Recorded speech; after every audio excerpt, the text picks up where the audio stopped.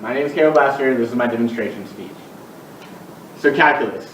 The very word brings thoughts of anguish and despair to us. Most of us, I'm sure, if you're like me, would rather go through the zombie apocalypse than sit through a calculus class. Now, a basic part of calculus are integrals.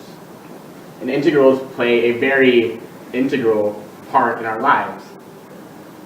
Partially because of their correspondence to physics, and more specifically air friction. Now, as a student in both AP Physics and AP Calculus, it is necessary that I know how to do an integral so I can get college credit. So today I'm going to show you the setups for a integral and how to solve it. So the first question on your mind might be, what is an integral? Well, an integral is simply the area underneath the curve. In the case of this graph, it would be the area all inside of here. This graph is actually a graph of projectile motion, like shooting an arrow at a zombie or something. So, an air friction would resist it along each point in the opposite direction of the motion, which is where we get air friction and how to solve it with the area underneath the curve. In a recent study, several scientists published a work, or a news article, titled The Last Word on Energy. And they discussed how air friction like this affects everything in our lives, such as something or anything as simple as pushing a bike up a hill. So, for your setup, this is a very basic integral equation. Oh, actually, I forgot to add that right there. This is the sign for the integral, and these numbers right here are your limits. This is your lower limit, and this is your upper limit.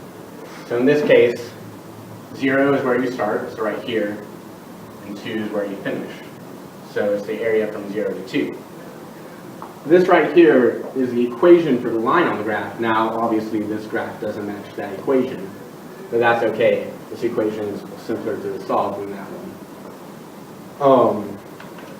And pretty much, the basic way to solve this is to use an antiderivative shortcut over here. This is just one that pertains to this specific graph. There are others as well.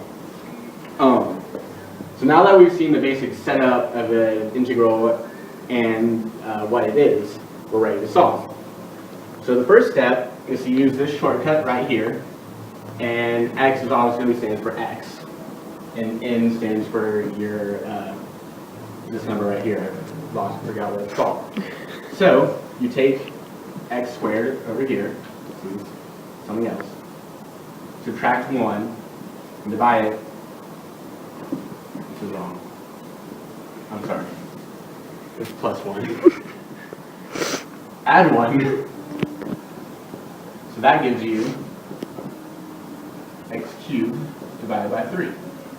So you take that and you plug it in over here, you still have your 3, times x cubed divided by 3. Then these 3's can cancel out, and you're left with just x cubed.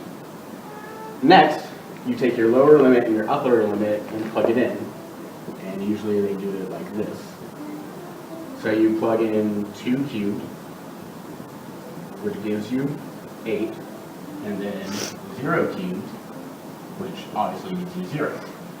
Then from that, you just take your upper limit and subtract your lower limit from it. So in this case, you get 8 minus 0. Your answer is 8. Alright, so now we can rejoice because we just solved an integral. So congratulations.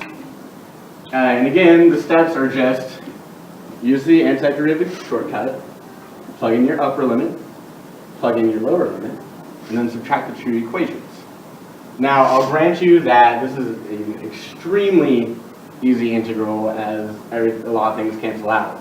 And they get much more difficult to solve, especially when you throw in trigonometry and things like that.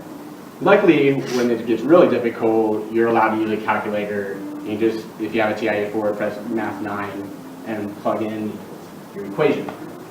So yes, that is it. It's called an exponent.